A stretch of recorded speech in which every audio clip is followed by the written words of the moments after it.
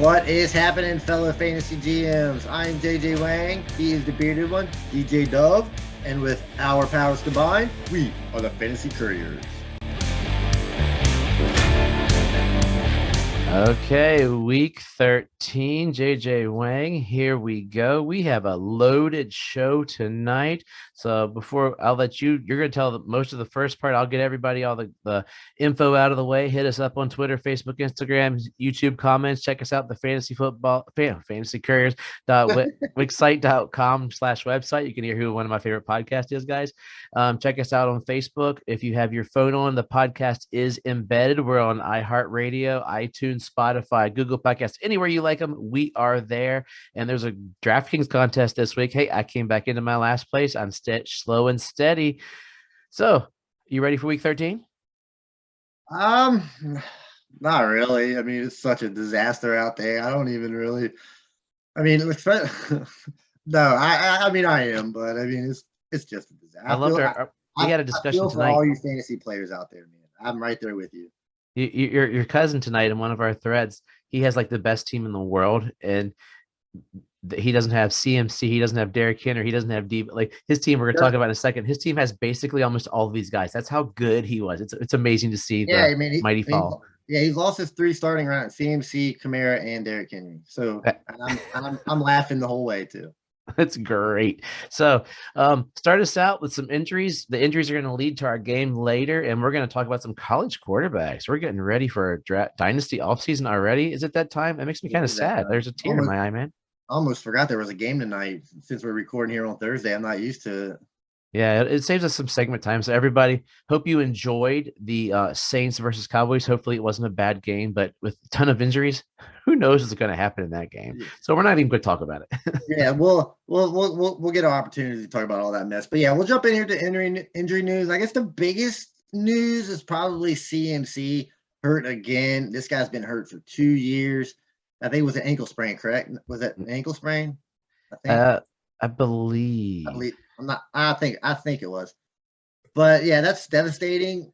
Like my daughter's in her first fantasy league this year, and she drafted CMC, and she already doesn't like that guy, so feel bad for her. But yeah, CMC's out. Dalvin Cook hurt his shoulder. Just constantly injuries with Dalvin Cook is all the time. You just can't rely on this guy. And then Miles Sanders. Standard. What happened to how did Sanders get hurt? I wasn't sure. I am behind. You're putting me on the 8 ball right here. I'm looking him up as we got. CMC is an ankle injury. He is good and injured. Miles Sanders is just bad. So they're really saying that he has been upgraded. So we will see what comes out of that. But the Miles Sanders injury, as I am trying to stall here, is alleviating me. But I'll switch over here to Deebo Samuel while you're looking that up. He pulled his quad, or I'm pretty sure it was his quad. I seen him. He was taking a handoff. See, he shouldn't have been running the ball. He should be a receiver, not a running back. But he took the handoff, and you could tell as soon as he got hurt, he went straight down to the ground.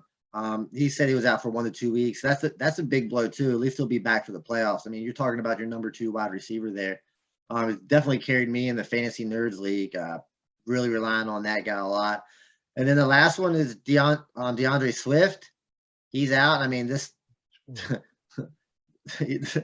kills the line. They just got nobody. I mean, I feel bad for these guys. So he hurt his shoulder. The thing I have on Swift is, so my cousin and my nephew had just a simple $5 bet on whether or not DeAndre Swift will finish as a top 15 running back. I remember this. So with this injury in the last 2 weeks, this could very well put him below that top 15 and give my nephew his $5. So I'm hoping, even though I do like Swift, I would like to see my nephew come away with the $5. You got anything on these injured? I do have an update. This is almost like today breaking news or yesterday breaking news, depending when you're listening to us. Miles Sanders says he is going to try to play. It's an ankle injury. He expects to play against the Jets. I guess he just figures the Jets are so terrible that he doesn't need 2 feet to play against them. So he's going to like use crutches and just go across there and probably get hurt. But he is planning to play week 13. We'll see if the coaches and the training staff agree with him. So it is an ankle for him. Sorry it took so long, but yeah, ankle injury. Yeah, it's. I mean, with Kamara out, I mean, it's just these injuries. I feel like this is like the worst it's ever been. I know injuries happen all the time, but this just feels different than it did. It does, and they haven't even played the 17th game yet. And is their training off season? Is it? And you think about guys didn't get as hurt years ago, and what they've done, they collective bargained that they have less OTAs, they have less of that practice with the coaching staff. So it's like I wish I could collective bargain less work for more money. That would be magnificent. Absolutely. But I mean, I feel like you can also I don't want to blame it on COVID, but the last, year and a half, they haven't been able to practice as much. I mean, they haven't been able to get in the work that they have. So hopefully maybe this just might be like a little blip in the radar and things will get back to normal next year. But it does make fantasy interesting. It makes a lot more guys relevant now. I mean, we're talking about Tony Jones being relevant. He's not even he's in street clothes. Oh, is he? So never mind. He's not relevant. He's in street clothes. They put him. Ingram probably, till you all listen to this, will have rushed for 3,000 yards tonight. Maybe. So I mean, I'll say like people like Jamal Williams. I mean, Boston Scott. I mean, these they're coming up. Alexander Madison. I mean, these guys. I mean, you've got even Matt Breida is relevant right now. I mean, because he looks good and they're back. I mean, it's crazy. I mean, but like I said, it's football. I mean, this is what makes it fun, even though it's painful. It's still fun. I hate to say that I had the gut feeling on CMC. He just had that feeling of a guy that was going to break, and I am going to be riding Chuba Hubbard into my best team into the playoffs. It's going to be fun. Thread that came up. Hey, be careful about Amir Abdullah over there in that backfield catching all those passes. Okay, but a thread that came up is that I saw there's an article out. I forget who wrote it, but saying with CMC being down, they're gonna drop like a rock. Are they going to revisit the Deshaun Watson trade? So that'll be something for us to talk about in the offseason. Maybe Russell Wilson. Ooh, I don't know, man. We'll talk about that later. I mean, I wouldn't want Russell Wilson now, but I feel like Russell Wilson, over his career has done enough to probably warrant, Yeah, he'll get something. Yeah, I mean, I think Russell Wilson's still good. Maybe the Steelers too for Russell. 5-second question here. Is Adrian Peterson signed with the Seahawks? Is he worth anything? Would you even put him on a deep bench? I mean, you can. I mean, if he plays, he might get a touchdown. I mean, he's good for those goal line carries. Might fall into a touchdown, but I don't want no parts of that run game. Honestly, I don't want any parts of that team except maybe Tyler Lockett. Tyler Lockett, Gerald Everett. Gerald Everett's consistently. he gets touchdowns and decent tight end. Why not? So what you all will notice about us is when we get to the offseason, we're probably going to talk more dynasty. So if you're a dynasty fan, you'll love it. Keeper, redraft league guys, listen to it. We will talk about guys and what we think they're going to do futures and into the season. But JJ Wang is going to be our college expert. I watch very little college football, so he is going to do that. I'll do more looking in the offseason, reading about guys, looking up reading back how they've been in the season. But JJ, can you give us some top college quarterbacks that people should start looking into? I sure can, but before I go, I am by no means an expert. I haven't. I don't watch a lot of college football, but I have watched more college football this year than I have, the last 3 or 4 years. I think it's more because I'm finally, I'm invested more in dynasty every year, more and more. So I'm looking at these college quarterbacks more. Of course, 2 years ago we had Burrow, Tua and Herbert. Last year, Lawrence, Fields, Lance, your boy, evidently Mac Jones, greatest quarterback in the history, evidently. So this year, I mean, I don't looking at it, I don't think it's going to be as good as those 2 years. I mean, but there is some solid players that they have out there. A couple guys that have been there for 4 years, and then there's a couple guys just come out of nowhere that we hear about every year. But the first guy that I'll talk about is pretty much like the consensus number one guy, and that's Matt Corral out of Ole Miss. He's in the Lane Kiffin offense. They're just putting up a lot of points. He's had 2 good years in a row. He's played 33 games in his career. He's a good, accurate quarterback. He can scramble. This year he has 3,300 passing yards, 20 touchdowns, 4 interceptions to go along with 600 rushing yards and 11 touchdowns. So I mean, he is that dual threat capability. He can run. The only downfall for Corral is that he's 6 foot. I like my quarterbacks, to be a little taller, around that 6'3", 6'4" range. Not too many short quarterbacks. I mean, there's Russell Wilson, Kyler Murray. Drew Brees. That's about it. But I mean, he's retired, so they're not. There's a few out there that can play, but I like mine a little taller. That leads me to this next guy. He's out of Pitt, out of ACC. He's actually a 4-year starter. Oh, and by the way, you can jump in whenever you want. Oh, no, I'm listening and learning. I'm looking up the guys as you're talking about them because I don't have a lot of rookie draft capital, so I'm not that attentive this year. Okay. So the guy that's played the most games in his career out of the guys I'm going to talk about, and that's Kenny Pickett. He's been starting for 4 years out of Pitt. He's been solid all 4 years. This year he's finally, jumped onto that national scene. Very possible could be, quarterback, the QB of the year. Probably he won't win the Heisman, but there's so many different awards you can win. He's 6'3", 220. So, he's got the size you want for a quarterback. He's got a strong arm. He can get the ball down the field. I mean, he can even get out of the pocket and scramble a little bit. He's got 4,000 yards this year, 40 touchdowns, 7 interceptions. He got 220 yards rushing and four TDs. So, I mean, he can get out of the pocket and scramble, and that's kind of what you want. So watch out for Kenny Pickett. I'd say I just noticed as you're talking about him, he was a 5-year starter, so he will be a year older than other quarterbacks. Or I guess he redshirted, but he got. Yeah, I don't think he started in. 500 yards. He wouldn't have started. He got 500 yards his freshman year. Yeah, so but in 2018, I think that's when he became the full-time starter, and he's been there ever since. The next guy, this guy's been the number one guy for like 3 years, but this year hasn't been his greatest. His first 2 years were really good. And that's Sam Howe out of North Carolina. He's 6'1", 220. He's played in 35 games. He started since he was a freshman. He's accurate, good scrambler, kind of in the mold of maybe like a Baker Mayfield type. Hopefully he's a little better than Baker Mayfield. He even kind of looks like Baker Mayfield a little bit, I think. That's what makes me think of Baker Mayfield. But he's got 2,800 yards this year, 23 touchdowns, 9 interceptions. He's really ran a lot this year. He had over 800 yards and 11 touchdowns. I think last year he only had like 400 rushing yards, somewhere around that. So he's definitely upped his rushing ability. So watch out for Sam Howe. I think he's definitely a first-round pick. Definitely Pickett and Corral also first-round picks. So I'm not a huge on Howe, but like I said, he's got that dual threat capability. He can do it. He can do it all as well. The next guy, this was my favorite guy last year. I love this guy for multiple reasons.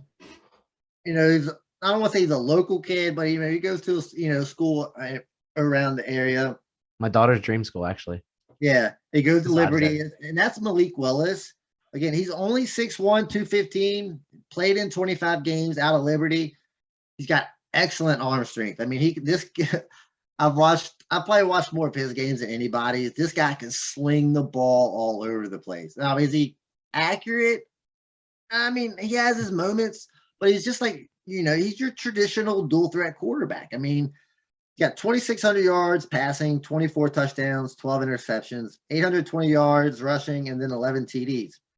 So I kind of see him like the Trey Lance type. He can, not as big as Trey Lance, but he can run. He can throw. Like, he would probably be best if he sit behind somebody for a year, try and learn the system. But in today's NFL, they're going to throw him in there right away if they have to. But this year he hasn't been as good. Of course, he does play at Liberty, so his competition level isn't the greatest. So you also kind of got to look at that. Like again, same way with Trey Lance. But like I said, the talent is there, the arm strength is there, the guy can scramble. And in today's NFL, that's what you're looking for. This next guy, probably one of the bigger guys coming out, and that's Carson Strong out of Nevada. He's got a big arm. He's your traditional pocket passer. This guy does not run. He stands in the pocket and throws the ball. He's got 4,000 passing yards, 36 touchdowns, and 8 interceptions. Negative 208 yards rushing. So I'm just letting you know, he does not run. Manning? the Peyton Manning, Tom Brady type. He's gonna set back there, throw the ball way down the field. He's pretty accurate. It's kind of stepped out into the spotlight this year. I didn't really hear about him much last year, and then this year he's come out playing really well. Of course, going by his stats, 4,100 yards. So like I said, he's played in 28 games. Like, he's solid. Maybe a second round pick. I don't see him going in the first round. They'll probably go a little lower. And this next guy, this is probably one of my favorites. Probably not the best, but he's one of my favorites out of Cincinnati. Is I think Desmond Ritter. I think this is first. I feel bad now. I think it's forgot his first name. I think it's Desmond Ritter, but he's 6'4", 215, so another big guy. He's played in 46 games as well. Being at Cincinnati, they were undefeated this year. They've been good the last 2 years.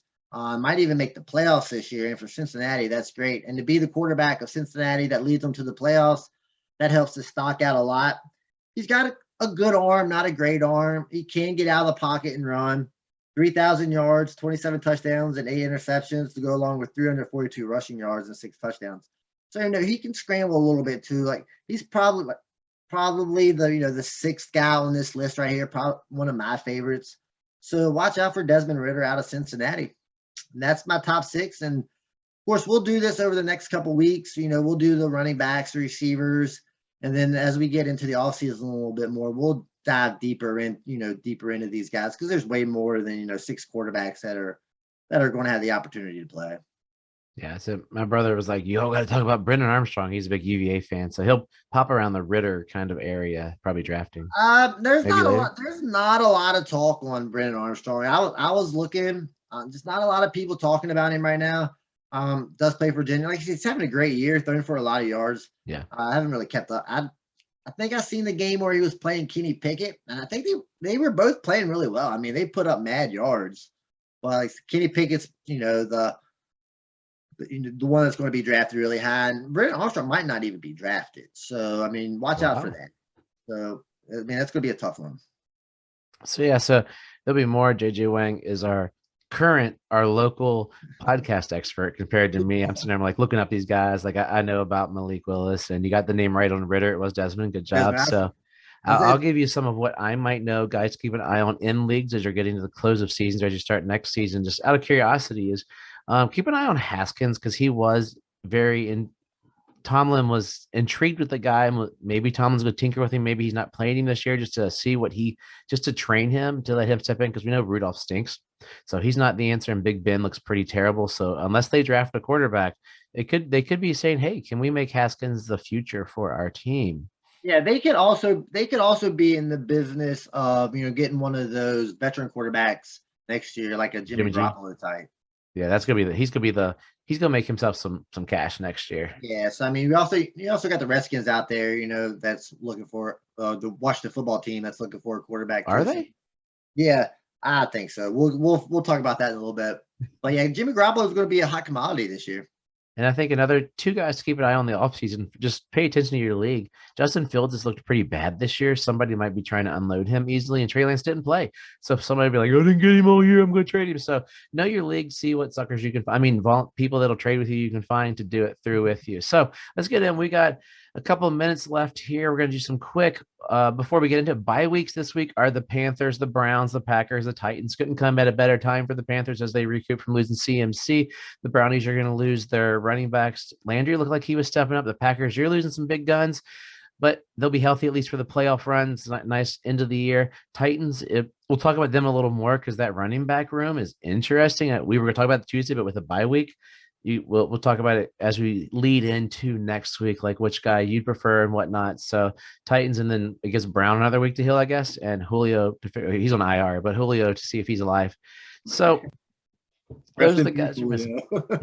Oh, poor, yeah, we knew that was coming. So we're going to play a little quick game of Would You Rather. I call this the Would You Rather desperation version.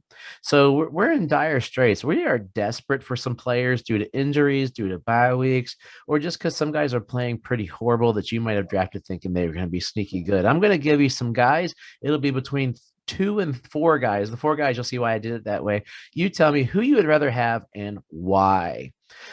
So this week I'm going to start with quarterbacks. I got an underperformer and some underperformers in a fill-in this week. Would you rather have Glennon, who is starting for the Giants, or would you rather have Trevor Lawrence, or would you rather have Tyrod? Who would you rather have? I want to say Trevor Lawrence. That's who I really want to say. But if I'm being honest with myself, I'm probably going to say Tyrod just because of the rushing capability of that team. He can, he can run a little bit, get some rushing touchdowns. I'm going to say if I'm desperate, I'm saying Tyrod. They both have horrible they all have pretty bad matchups. Tyrod has the Colts, who are pretty good. Glennon has the Dolphins, who, homer pick or not, are playing amazing defense right now. And Lawrence is against the Rams, so Tyrod has to be the running pick. I mean, you're gonna cover your eyes, push the button, and submit them because they're all pretty bad. Yeah. How about let's go with some guys that might be on your team. You might have to pick between your boy, who you don't think will be quarterback next week, Heineke, or another guy who people don't think will be a quarterback next year, Carr. So you got Heineke for the Washington, and they're in the same game. Heineke or Carr in the Washington at Las Vegas game. Who would you rather? So they're playing each other this week. You know what? I'm going to stick with the hot team here. I'm going to go with the Heineke and the Washington football team. They've been playing really well lately. They're finally realizing that Antonio Gibson can run the ball, so they're giving him a lot of carries. Carr, I think Waller's hurt. Renfro's the only receiver that they pretty much have. They have Foster Moreau. I don't know if you really want to rely on that guy. Oh, we're talking about him, don't we? Yeah, Brian Edwards. I don't even think he plays anymore. And Josh Jacobs, I think, come up on the injury report. So as the Washington football team is getting healthy, the Raiders kind of on the opposite end of that. I'm going to take Heineke and a WFT to keep their streak going here. Okay. I see on that one. I would probably follow you too. I think either one. I think they'll be pretty close, to be honest. Yeah, I think they'll be pretty close. Pretty close. So let's look at the battle of the backup running backs. We are looking at Alexander Madison up in Minnesota, who is playing against Jamal Williams from Detroit. Both of their starters are out. They're in Detroit this week in the Dome. Which one of those guys would you rather have this week? So this one, I'm just going to go with the better team here. I'm going to go with Alexander Madison. He was good earlier in the year when, shocker, Dalvin Cook was hurt. He was playing like that elite backup that we thought he could be in the previous years. He finally started showing out a little bit. And Jamal Williams just plays for the Lions, so that's scary. I think he's definitely going to get the volume. Of course, they don't have anybody else. They don't got no receivers. All they got is Jamal Williams. So, I mean, he's probably going to be a 3-down back. But I'm still taking Madison just on the fact that he looked so well earlier in the year when Cook was out. Yeah, I'd be curious. I think Jamal Williams, if you're looking at waivers, might still be there if it's weird, if you have a weird league. But he will get some receptions because they should get rolled, and he should get the receptions out of the backfield, which is what I'm banking on in some of my leagues this year as I play him. The next one is the battle of the committee backs. I got two committees. I'm going to name all four backs. You tell me who you'd rather have. We are going to go with the New England backfield versus the Denver backfield. So you got Stevenson or Harris from New England. You got Gordon or what Javon Williams in Denver. There's brain frightener. And Denver's playing the Chiefs. Patriots are playing the Bills. If you had to pick one of those guys and you only had one spot, it'll be a flex spot, obviously, which hopefully, probably a starting running back. Which one would you start? So, Ramondre and Damian Harris is tough. I really don't want to start either one of them. I can't with both of them. It's just really tough. And unless they're going to score a touchdown, it's hard to pick. Gordon is good. I think he's a 21st running back overall. And Javonte Williams is coming on strong these last few games. I think he's the 26th running back at the moment. So if I'm picking one of these guys, I'm going to go with a hot hand here. I'm going to go Javonte Williams. Maybe get that late season running back push. My heart's going with you too, because I got some Javonte Williams stock in two of my teams. But I think Ramondre and Harris, they're going to each run about 12 to 15 times for 67 yards, and hopefully they get a touchdown. Gordon will scour a touchdown and make you frustrated because you want Williams to be a stud. But yeah, Williams seems to be coming on, although all the scores and predictions don't like him at all. Okay, I'm going to skip the next. I'm going to go to this one. We're looking at dumpster fires here. This will be our last one, so we can close out the day and give everybody a great week. This one's pretty bad. Let's go. Josh Reynolds, who looked good with his old quarterback in Detroit, or Djax in Vegas, who got his standard Djax bomb. You have wide receiver woes this week. Which one of those guys would you rather start, Josh Reynolds or Jackson? I think I want to start Deshaun Jackson just on the fact that he can get that bomb touchdown. I mean, he can literally have 0 points and then all of a sudden bust out an 80-yard touchdown, and then you got 14 points right there. I don't think Reynolds has that capability. So if you're picking between these two, you're looking for some high upsides. You're looking for some high upside here. And I think Djax has proved it. I mean, he has a couple. He had a couple big passes with the Rams earlier in the season, and then the Raiders. He's coming out. He's the Raiders' best receiver at this point. Other than Hunter Renfrow. I mean, he's definitely going to get a lot of run here. I mean, this is terrible. That's the point of the game. I would go Deshaun Jackson. Yeah, I think I'd go the other way. I'd go Reynolds. I'd figure they're going to pass a lot. They're going to be behind a lot. Djax, you need to get that one long bomb. If you don't get the one long bomb, you're getting 0. Reynolds, I think you can get 30 yards on 3 catches, and that 6 is more than 0. And I'm going with 6 more than 0 is where I got to go. So I'm going to go. I've got to share something with y'all selfishly for my family. Then JJ Wang's going to lead us into week 13. So I have 2 wonderful kids that love Christmas and love to do things for Christmas. They are ringing Salvation Army bell at my house as like Christmas lights. I put a link in our notes if you want to check them out. Feel free to donate on there. They have lofty goals. They've already raised $825 in 3 days.